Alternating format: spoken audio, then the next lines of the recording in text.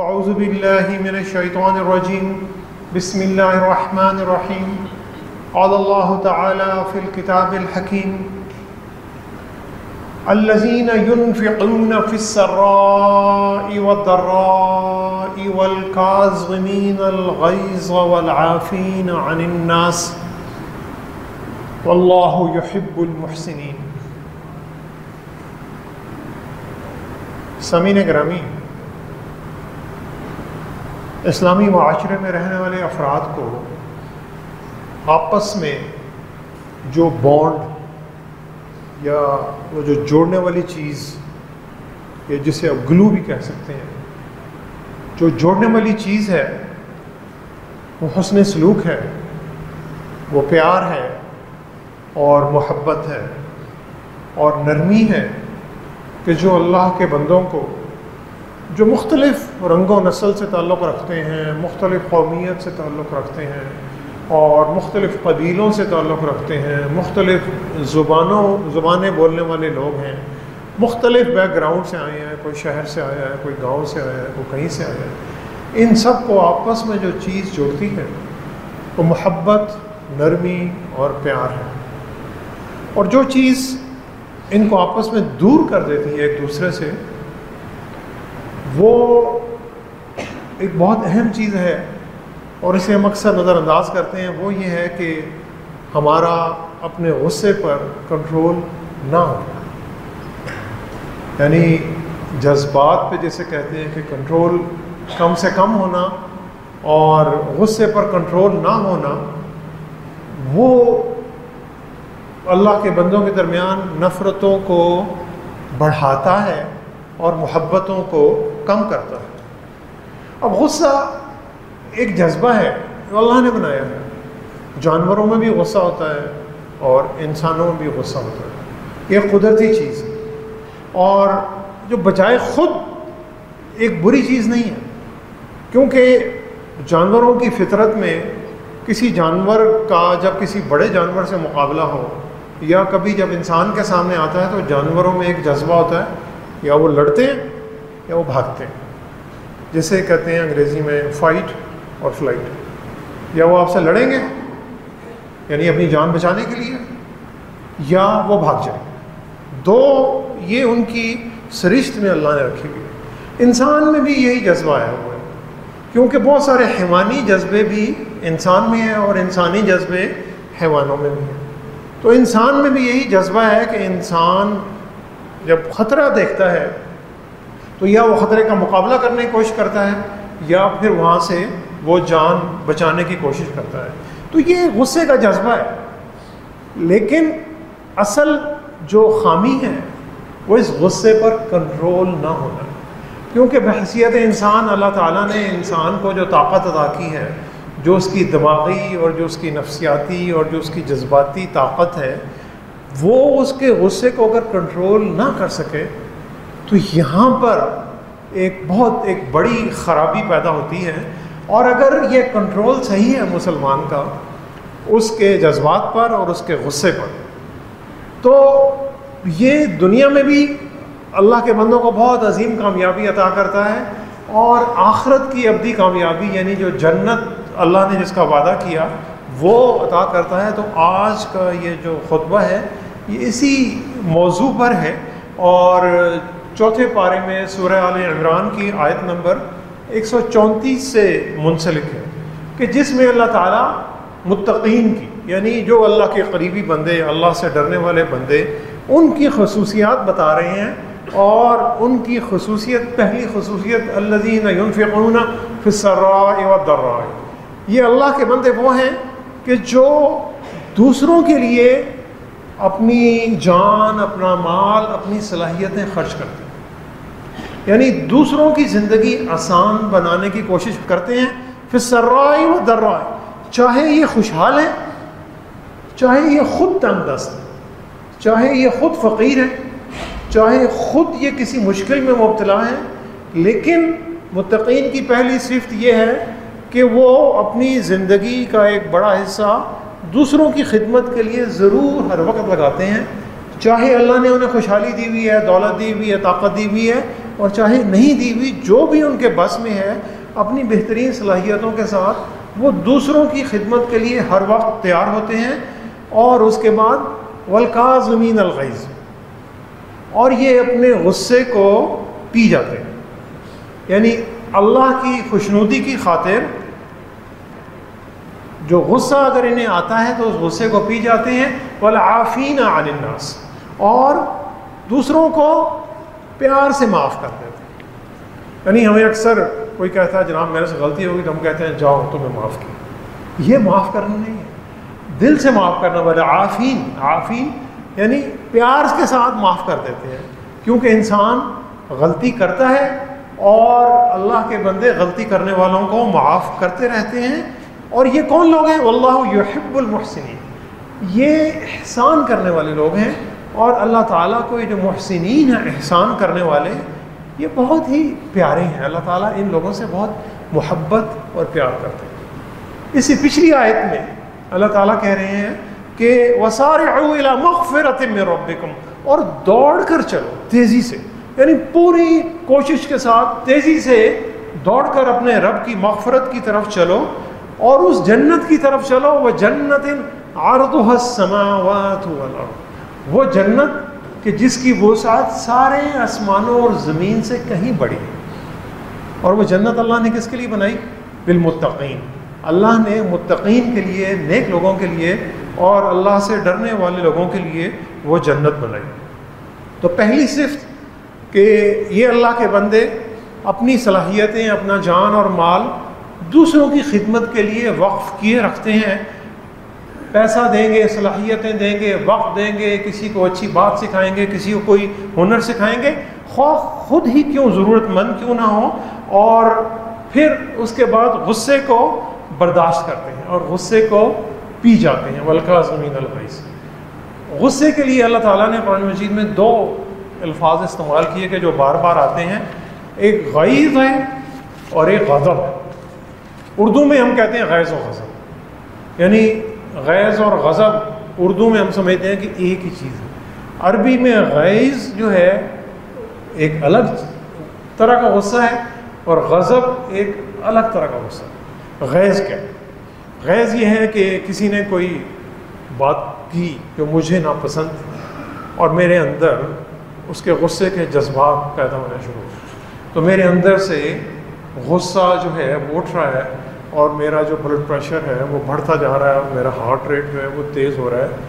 اور لیکن میرے چہرے سے اور میری گفتگو سے اور میری جسمانی حرکات و سکنات سے ظاہر نہیں ہو رہا کہ مجھے غصہ آ رہا ہے. یہ ہے غیظ. غضب یہ ہے کہ جب وہی غیظ اندر سے نکل کر چہرے سے، باتوں سے اور جسمانی حرکات و سکنات سے، باڈی لینگویج سے ظاہر ہونا شروع ہو جائے. جس طرح ہم عام اس کا مظاہرہ دیکھتے ہیں کہ غصے میں آواز اونچی ہو جاتی ہے، بیٹھے ہوتے ہیں تو کھڑے ہو جاتے ہیں، اور پھر جسمانی حرکات و سکنات، اور پھر مار دھاڑ پہ بھی اگر غصہ بہت ہی زیادہ ہو جائے تو اس پر اتر آتے ہیں. تو یہ غضب ہے. جیسے کوئی سوڈے کی بوتل آپ لیں، پیپسی کی بوتل، کوک کی بوتل، اسے ہلائیں، بند بوتل، اسے ہلا کے رکھ دیں. اب اس کے اندر کیا ہے آپ کو نظر نہیں آ رہا، لیکن اس کے اندر غیظ ہے، کیونکہ اس کے اندر گیس اکٹھی ہوگی ہوئی. سوڈے کو جو آپ نے حرکت دی ہے اس کے اندر گیس اکٹھی ہوگی، اور جب آپ اس کا ڈھکنا کھولیں گے تو اس کے اندر سے وہ مشروب جو ہے ابل کر باہر آ جائے گا. یہ غضب ہے. یعنی غضب، جذبات جو ہے باہر آ گئے، اندر جوش موجود تھا، یہ غیظ تھا غصے کا، اور جب باہر آ گیا تو یہ غضب ہو گیا. اللہ تعالیٰ نے قرآن مجید میں غضب کو اپنے ساتھ جوڑا، یعنی کہ اللہ تعالیٰ جب کسی سے انتہائی ناراض ہوتے ہیں تو اسے اپنے غضب کا شکار کرتے ہیں. غضب اللہ علیہم، کہ اللہ نے ان پر، ان قوموں پر اپنا غضب نازل کیا. اللہ نے ان پر بہت غصے میں ان کے ساتھ ان پر ایک عذاب نازل کیا. غیر المغضوب علیہم، جیسے ہم دعا کرتے ہیں الحمد میں کہ اللہ تعالیٰ آپ ہمیں ان قوموں کی طرح نہ کر دیجیے گا کہ جن پر اے اللہ آپ کا غضب نازل ہوتا رہا. اور پھر قرآن مجید میں اللہ تعالیٰ نے کچھ انبیاء علیہ السلام کے غصے کا بھی ذکر کیا. حضرت موسیٰ علیہ السلام کے غصے کا ذکر، کیونکہ حضرت موسیٰ علیہ السلام کی طبیعت جو تھی وہ بڑی جلالی طبیعت تھی، غصے والی طبیعت تھی. انہوں نے ایک دفعہ ایک شخص کو مکہ مارا غصے میں، اور اس شخص کی جان جو ہے وہ چلی گئی. اور پھر حضرت موسیٰ علیہ السلام اس پر بڑے نادم ہوئے اور اللہ کے حضور آئے. پھر جب بنی اسرائیل، جب فرعون شکست کھا گیا، اور پھر جب بنی اسرائیل نے بچھڑے کی جو پوجا تھی وہ شروع کر دی اور سامری جادوگر نے ان کو بہکا دیا، تو حضرت موسیٰ علیہ السلام جب کوہ طور سے واپس اپنی قوم کی طرف آتے ہیں اور انہیں پتہ لگتا ہے، وہ پھر بڑے غصے میں. تو قرآن مجید میں اللہ تعالیٰ نے اسے بھی قلم بند کیا. اللہ تعالیٰ کہتے ہیں غضبان آصفا، کہ حضرت موسیٰ علیہ السلام غصے میں آئے اور انہوں نے وہ جو لوح تھیں، تختیاں تھیں، وہ غصے میں انہوں نے پھینک دیں، اور پھر جب دوبارہ ان کا غصہ اترا تو اٹھا لی. سورہ شورى میں اللہ تعالیٰ نے ایمان والوں کی ایک بڑی خصوصی تعریف بیان کی کہ ان کی تعریف یہ ہے وَإِذَا مَا غَضِبُوا هُمْ يَغْفِرُونَ. جب انہیں غصہ آتا ہے کسی پر تو وہ معاف کر دیتے ہیں. یعنی غصہ آنا کوئی بری بات نہیں ہے، لیکن جب غصہ آیا تو اسے کنٹرول کیا، اور جس سے غلطی ہوئی تھی اس کو دل سے معاف کر دیا. یہ ایمان والوں کی اور اللہ کے لوگوں کی ایک بنیادی صفت اللہ نے بتائی. اب سامعین گرامی ذرا اپنی زندگیوں کا جائزہ لیں. اس میں بھی شامل ہوں، آپ بھی شامل ہیں، کیونکہ یہ ایک یاد دہانی ہے خطبہ جو آپ کے لیے بھی ہے، میرے لیے بھی ہے، ہم سب کے لیے. اور یہ یاد دہانی اس لیے ہے کہ انسان بھول جاتا ہے جب تو اسے اللہ نے قرآن مجید میں بار بار یاد دہانی کرائی. تو یہی یاد دہانی ہم سب کے لیے ہے، میرے لیے ہے، کہ ہماری زندگیوں میں شاید ہی کوئی دن ایسا گزرتا ہو جب ہمارا موڈ کسی چیز پر آف نہ ہوتا. اب موڈ ہمارا آف ہوتا ہے، پھر اس کے بعد ہم غصے کی طرف چلتے ہیں، اور وہ چاہے گھر میں غصہ ہو، میاں بیوی کے درمیان غصہ ہو، بھائی بہن کے درمیان غصہ ہو، باپ بیٹے اور ماں اور بیٹی کے درمیان غصہ ہو، اور پھر آس پاس رہنے والوں کے ساتھ، کام کرنے والوں کے ساتھ. یہ کہیں نہ کہیں اس غصے کا اظہار ہم ہر روز کرتے ہی رہتے ہیں کسی طرح ہی ہے. پھر یہ جو غصہ ہے، یہ غصہ یہاں پر نہیں، اگر سے کنٹرول نہ کیا جائے یہ بڑھ کر نفرتوں میں اور عداوتوں میں تبدیل ہو جاتا ہے، اور دشمنیوں میں تبدیل ہو جاتا ہے. اور ایسی دشمنیوں میں تبدیل ہو جاتا ہے کہ کئی لوگوں کی جان چلی جاتی ہے، اور کئی نسلوں تک جو دشمنیاں ہیں وہ چلتی رہتی ہیں. پھر ایک اور طرح کا غصہ ہے، وہ یہ ہے کہ سڑک پر دو لوگ جا رہے ہیں ٹریفک میں، کوئی چھوٹی سی کسی سے غلطی ہو گئی تو وہاں پر ایک بہت بڑی ایک لڑائی شروع ہو جاتی ہے. یعنی اور اگر آپ پاکستان میں ہونے والے جرائم کا اور مقدموں کا جائزہ لیں تو آپ کو ایک بہت بڑی تعداد ایسے مقدموں کی ملے گی کہ جس میں کوئی ظالم اور مظلوم ایک دوسرے کو جانتے بھی نہیں تھے. قاتل اور مقتول آپس میں ایک دوسرے کو جانتے بھی نہیں تھے، انہوں نے کبھی کسی کی شکل بھی نہیں دیکھی تھی، اور وقتی طور پر کسی غصے کے دباؤ میں آ کر انہوں نے یا تو کسی دوسرے کی جان کو نقصان پہنچایا یا کسی مال کو نقصان پہنچایا. تو یہ جو اظہار ہے اس غصے کا ہم اکثر دیکھتے رہتے ہیں. تو جو غصے پر کنٹرول نہ ہونا یہ معاشرے میں عدم برداشت کو ظاہر کرتا ہے کہ جو معاشرے میں جو اللہ کے بندے رہتے ہیں ان کی جو قوت برداشت ہے وہ کم سے کم تر ہوتی چلی جا رہی ہے. اور اس قوت برداشت کا ٹیسٹ کب ہوتا ہے؟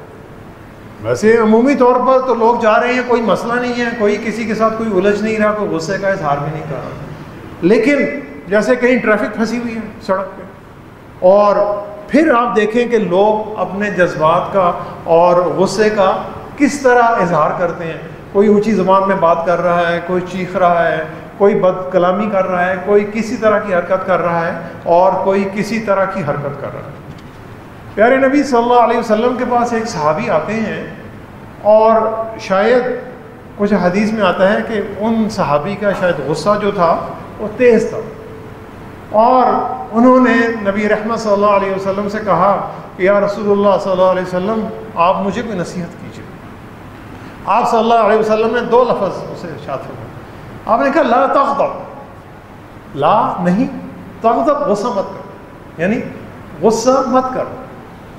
تو ان صحابی نے کہا یا رسول اللہ صلی اللہ علیہ وسلم مجھے اور نصیحت کیجیے۔ آپ صلی اللہ علیہ وسلم نے دوبارہ فرمایا لا تغضب، غصہ مت کر۔ انہوں نے تیسری مرتبہ پوچھا، پیارے نبی صلی اللہ علیہ وسلم نے تیسری مرتبہ بھی یہی بات دہرائی کہ آپ غصہ مت کریں۔ اب سامعین گرامی، ہم میں سے ہر شخص جو ہے وہ معاشی طور پر، جسمانی طور پر اور ہر طرح سے طاقتور بننا چاہتا ہے، ایک اچھی پوزیشن حاصل کرنا چاہتا ہے، اور وہ معاشرے میں کسی بھی کوئی نمایاں کردار ادا کرنا چاہتا ہے، اور یہ بڑی اچھی بات ہے، کیونکہ ہر مومن کو قوی اور توانا بننے کے لیے اپنی جتنی بھی صلاحیتیں اللہ نے دی ہیں ان صلاحیتوں کو بروئے کار لاتے ہوئے اسی پوری کوشش کرنی چاہیے۔ تو کیونکہ نبی رحمت صلی اللہ علیہ وسلم نے فرمایا کہ جو قوی مومن ہے، یعنی جو طاقتور مومن ہے، وہ اللہ کو زیادہ محبوب ہے ایک کمزور مومن سے۔ اب یہ ایمانی طاقت بھی ہو سکتی ہے، اخلاقی طاقت بھی ہو سکتی ہے، کردار کی طاقت بھی ہو سکتی ہے، یہ مال کی طاقت بھی ہو سکتی ہے، یہ دولت کی طاقت بھی ہو سکتی ہے، یہ اثر و رسوخ کی طاقت بھی ہو سکتی ہے، یہ کسی عہدے کی طاقت بھی ہو سکتی ہے۔ اس لیے کہ جب اللہ کا بندہ کوئی طاقت حاصل کر لے گا تو وہ دوسروں کے لیے الذین ينفقون فی السراء والضراء، وہ دوسری عوام الناس کے لیے بہت بڑے نفع کا باعث بن سکتا ہے۔ تو سامعین گرامی، طاقتور کیسے بنا جائے؟ طاقتور بننے کے کئی فارمولے ہیں، لیکن طاقتور بننے کا ایک بڑا آسان فارمولہ ہے۔ پیارے نبی صلی اللہ علیہ وسلم نے فرمایا لیس الشدید بسرعۃ، لیس الشدید بسرعۃ، طاقتور وہ نہیں ہے جو لڑائی میں کسی دوسرے کو نیچا کر دے۔ لیس، طاقتور وہ نہیں ہے پہلوان کہ جو کشتی میں یا ریسلنگ میں کسی دوسرے جو اپوننٹ ہے، جو مخالف ہے، اسے اٹھا کے نیچے پھینک دے۔ طاقتور کون ہے؟ انما الشدید الذی یملک نفسہ عند الغضب، طاقتور وہ ہے جو غصے کی حالت میں اپنے آپ پر قابو پائے۔ طاقتور وہ اللہ کا بندہ ہے جسے جب غصہ آتا ہے تو وہ اپنے آپ پر قابو پائے۔ اب سامعین گرامی، ماڈرن سائنس جو ہے اور جتنی نفسیات اور سائیکالوجی اور مینجمنٹ کا سارا نالج آپ اکٹھا کر لیں، وہ آپ کو ایگزیکٹلی یہی بتاتا ہے کہ وہ کہتے ہیں کہ دوسروں کو کنٹرول کرنے سے پہلے اپنے آپ پر کنٹرول کریں۔ اگر آپ کا اپنے غصے پر کنٹرول نہیں ہے، آپ کی طاقت زیرو ہے۔ کیوں؟ کہ دوسرا آپ کو فوراً غصہ دلائے گا، اور جب آپ کو غصہ آئے گا تو آپ کا دماغ کام کرنا بند کر دے گا، اور جب آپ کا دماغ کام کرنا بند کر دے گا تو آپ کا جو مخالف ہے اسے آپ کو نقصان پہنچانا بہت آسان ہو جائے۔ تو یہی جو غصے کے جذبات ہیں، اور اس غصے میں جب اپنا بڑائی پن اور تکبر اور جب ساری چیزیں شامل ہو جائیں، اور انسان کسی بہت ہی قابل انسان ہو، بہت ہی بڑا دانشور بھی ہو، اور کسی بہت ہی بڑے عہدے پہ ہو، وزیر مملکت ہو اور وزیر اعظم ہو یا صدر اعظم ہو یا کسی بھی عہدے پر ہو یا چیف جسٹس بھی ہو، تو اکثر اوقات ہمیں لگتا ہے کہ یہ بندہ تو اتنا لائق تھا اور اس نے یہ جو عجیب حرکت کی ہے، یہ تو کوئی عام آدمی بھی اتنی احمقانہ حرکت نہیں کر سکتا۔ تو یہ حرکت کیوں کی اس نے حرکت اس لیے کی کہ وہ اس وقت اپنے کسی غصے کے جذبات کے انفلوئنس میں آ گیا۔ اور ایک عقل مند آدمی اور ایک بہت دانا آدمی بھی ایسی حرکت کرتا ہے کہ جو ایک بالکل عام عمومی سطحی لیول کا آدمی بھی وہ حرکت نہیں کرتا۔ اس لیے جو غصہ ہے یہ بہت ہی قابل اور بہت ہی بڑے اور بہت ہی دانشور انسان کو بالکل اسفل سافلین، یعنی جو بالکل انسانیت کا جو نیچے سے نیچے والا درجہ ہے اس درجے پر لے جاتا ہے، کیونکہ غصے میں سوچنے اور سمجھنے اور نیکی اور برائی کے درمیان جو فرق کرنے کی جو تمیز ہے وہ ختم ہو گئی۔ اور پھر اللہ تعالیٰ کہتے ہیں واللہ یحب المحسنین، اللہ تعالیٰ احسان کرنے والوں سے بہت پیار کرتے ہیں، محبت کرتے ہیں۔ احسان کیا ہے؟ اسلام کے مفسرین نے کہا اگر 3 درجے ہوں، پہلا درجہ اسلام، یعنی اللہ کے بندے نے جب کلمہ پڑھا تو وہ دائرہ اسلام میں داخل ہو گیا۔ اس کے بعد ایمان، اس نے اپنے اسلام کو پختہ کیا، عقائد کو پختہ کیا اور پھر اس کا ایمان جو تھا بڑھتا چلا گیا. تو پہلا درجہ اسلام، دوسرا درجہ ایمان، تیسرا درجہ احسان. احسان کیا ہے؟ احسان یہ ہے کہ کسی نے مجھے ایک تحفہ دیا ہے تو میں فوراً دماغ میں حساب رکھتا ہوں کہ اس تحفے کی مالیت کیا ہوگی، اور اس مالیت کو کہیں اپنے دماغ میں رکھتا ہوں. پھر جب کہیں موقع آتا ہے تو اسی مالیت کے برابر کا ایک تحفہ اسے واپس کرتا ہوں، اور میں سمجھتا ہوں اس نے احسان کیا تھا، میں نے احسان لوٹا دیا. نہ اس نے احسان کیا نہ میں نے احسان لوٹایا. یہ ٹریڈنگ ہو، یہ تجارت ہے، یہ بزنس ہے، یہ احسان نہیں ہے. احسان یہ ہے کہ دوسرے کی جو توقعات ہیں آپ ان سے بڑھ کر اور کسی اجر کی اور کسی ریٹرن کی توقع رکھے بغیر آپ جب کسی کی مدد کرتے ہیں، یہ احسان. یعنی کسی کی توقعات سے بڑھ کر اور بغیر کسی اجر کی اور ریٹرن کی توقع رکھے جب آپ کسی کی مدد کرتے ہیں، یہ احسان ہے. تو یہ اللہ کے بندے کا سب سے اوپر والا درجہ ہے. اس درجے پہ جب اللہ کا بندہ پہنچتا ہے تو اللہ تعالیٰ اپنے ایسے بندے سے بہت پیار اور بہت محبت کرتے ہیں. اب سامعین گرامی، نبی رحمت صلی اللہ علیہ وسلم کو ہم رحمت للعالمین صلی اللہ علیہ وسلم کے نام سے جانتے ہیں. ان کی ایک خاص خصوصیت کو اللہ تعالیٰ نے قرآن مجید میں قلم بند کیا. اور نبی رحمت صلی اللہ علیہ وسلم چونکہ ایک لیڈر تھے، امام تھے، تو ان کے ساتھ صحابہ کرام کی جماعت کا ہونا بہت ضروری تھا. اور تو ایک ایسا بندہ جسے جو چاہتا ہے کہ لوگ اس کے ساتھ ہوں، اس کے پیروکار بنیں اور اس کے ہم نوا بنیں، اور جس بھی کاز کے لیے وہ کام کر رہا ہے اس کاز میں اس کا ساتھ دیں، تو اس میں کیا خصوصیت ہونی چاہیے؟ اللہ تعالیٰ کہہ رہے ہیں وَلَوْ كُنْتَ فَظًّا غَلِيظَ الْقَلْبِ لَانفَضُّوا مِنْ حَوْلِكَ. اے نبی صلی اللہ علیہ وسلم، یہ جو صحابہ کرام آپ کے ساتھ ہیں، اگر آپ کہیں دل کے سخت ہوتے تو یہ سارے کے سارے آپ سے دور ہو جاتے. نبی رحمت صلی اللہ علیہ وسلم کو ہم نبی رحمت اس لیے کہتے ہیں کہ وہ غلیظ القلب نہیں تھے، وہ شفیق القلب تھے. یعنی ان کا دل بہت نرم تھا، بالکل انتہائی نرم دل واقع ہوئے تھے. دل کے بھی نرم، زبان کے بھی نرم. اکثر کچھ لوگ ہوتے ہیں زبان کے بڑے سخت ہوتے ہیں. ہم کہتے ہیں یار کوئی مسئلہ نہیں ہے، زبان کا کڑوا ہوا ہے، دل کا اچھا ہے. یہ آدھا اسلام ہے. نبی رحمت صلی اللہ علیہ وسلم زبان کے بھی نرم تھے، دل کے بھی نرم تھے. کیونکہ دل کی نرمی اگر زبان سے اور باڈی لینگویج سے اور رویے سے ظاہر نہیں ہو رہی تو کسی کو کیا پتا ہو. آپ کے بہت ہی جو قریبی رہنے والے ہیں انہیں تو شاید پتا ہو، لیکن جن سے میں روز سرسری سا ملتا ہوں انہیں تو میرے دل کا نہیں پتا. وہ تو میری زبان سے میرے دل تک پہنچتے ہیں. اور اگر میری زبان سخت ہے تو یقینی طور پر وہ یہ سمجھتے ہیں کہ میرا دل بھی سخت ہے. اور نرمی یہ نہیں ہے کہ بندہ ہر کہے کہ میں بڑا نرم ہوں، کیونکہ ہر بندہ اپنے آپ کو تو بہت اچھا سمجھتا ہے. نرمی وہ ہے، غصے پر کنٹرول ہونا وہ شخص ہے کہ دوسرے اس کے بارے میں کہیں کہ جیسے بھی کوئی حالات ہوں، یہ جو اللہ کا بندہ یا جو اللہ کی بندی ہے یہ اپنے ہوش و حواس قابو میں رکھتی اور اس غصے کا اظہار ہونے نہیں دیتی. کیونکہ اگر آج کسی دوسرے نے غلطی کی ہے تو کل کو میں بھی غلطی کر سکتا ہوں. تو اگر میں چاہتا ہوں کہ دوسرے مجھے معاف کر دیں تو مجھے بھی اپنا جو معافی کا در ہے وہ پورا کھلا رکھنا چاہیے. اللہ تعالیٰ قرآن مجید میں ایک اور جا کہتے ہیں وَلْيَعْفُوا وَلْيَصْفَحُوا. لوگوں کی جو خطائیں ہیں انہیں معاف کر دو، انہیں بھول جاؤ، درگزر کر دو ایسے کہ جیسے کبھی کسی نے خطا کی ہی نہیں. کیوں؟ الا تحبون ان یغفر اللہ لکم. کیا تم اس بات کو محبوب نہیں رکھتے کہ اللہ تعالیٰ تمہیں معاف کرے؟ اب سامعین گرامی، کون اس بات کو محبوب نہیں رکھتا کہ اللہ تعالیٰ ہمیں معاف کرے؟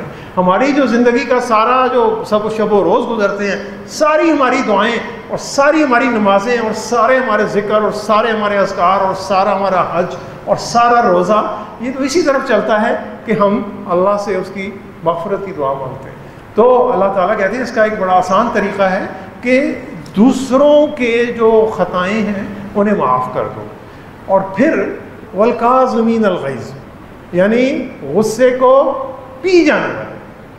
تو سامعین گرامی کون سا ایسا مشروب ہے کہ جو اللہ تعالیٰ کو بہت ہی زیادہ پیارا ہے؟ کون سا ایسا گھونٹ ہے کہ جو اللہ تعالیٰ کو بہت پیارا ہے؟ پیارے نبی صلی اللہ علیہ وسلم نے فرمایا اللہ کے نزدیک وہ گھونٹ سب سے زیادہ قیمتی ہے کہ جو اللہ کا بندہ غصے کا گھونٹ اللہ کی خوشی کے لیے پیتا ہے.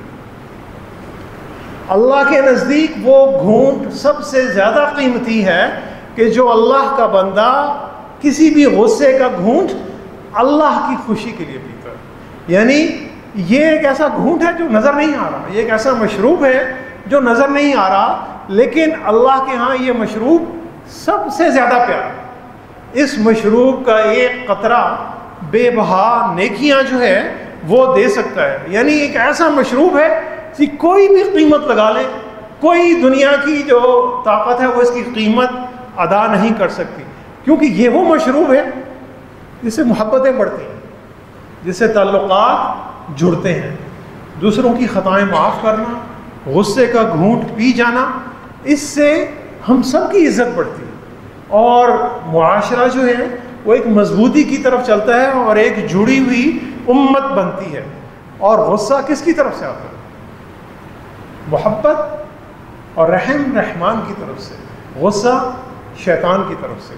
نبی رحمت صلی اللہ علیہ وسلم نے فرمایا غصہ شیطان کی طرف سے ہے, کیونکہ شیطان جب سے نکلا ہے جنت سے وہ غصے کی حالت میں ہے اور وہ غصے کی حالت میں قیامت تک رہے گا اور پھر وہ جہنم کی آگ میں چلے گا.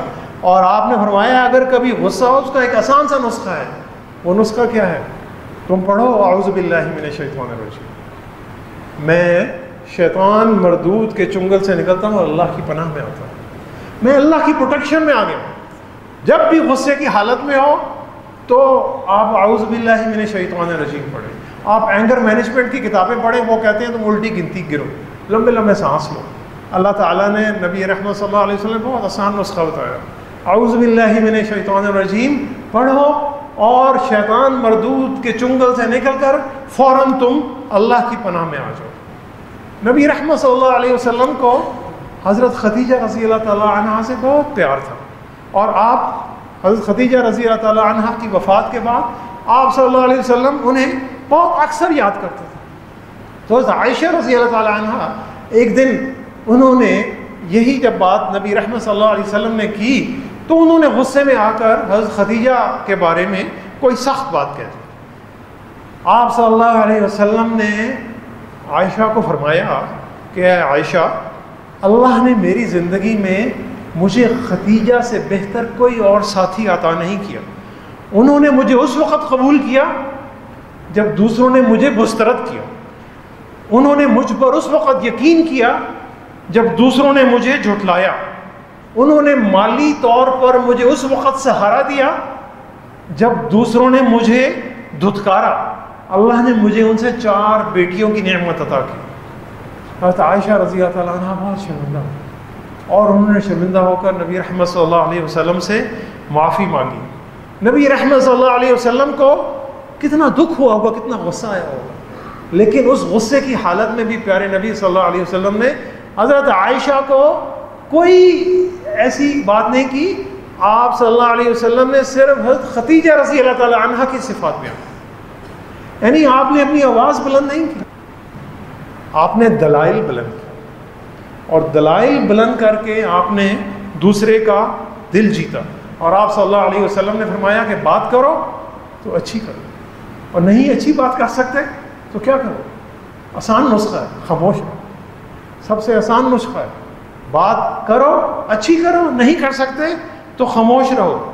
تو سامعین گرامی, جن بھی کسی حالات سے گزرتے ہیں غصے کے حال میں, یا کوئی بھی ایسا جذبہ جو آپ پر شیطانی جذبہ جو کنٹرول کر رہا ہے, فوراً سوچیں کہ میری جگہ اگر آج پیارے نبی صلی اللہ علیہ وسلم ہوتے تو ان کا کیا رد عمل ہوتا. تو میرا بھی رسپانس اور میرا بھی جو ریئیکشن ہے وہ بھی ویسا ہی ہونا چاہیے. اور اگر یہ ہو جائے تو ہماری زندگیاں کتنی پرسکون ہو جائیں. ہماری خاندانی زندگیاں، ہمارے گھر اور ہمارے خاندان اور ہمارے رشتے اور ہماری یہ جو پوری قومی اور معاشرے کی جتنی زندگی ہے یہ کتنی پرسکون ہو جائے. سامعین گرامی، دعا کریں کہ اللہ تعالی ہمیں غصے پر کنٹرول کرنے کی توفیق عطا فرمائے اور اللہ تعالی ہمیں ایک دوسرے کی خطائیں معاف کرنے کی توفیق عطا فرمائے. صدق اللہ العلی العظیم ونفعنی وإياكم بآیاتہ والذکر الحکیم. انہ تعالی جواد کریم ملک بر رؤوف الرحیم.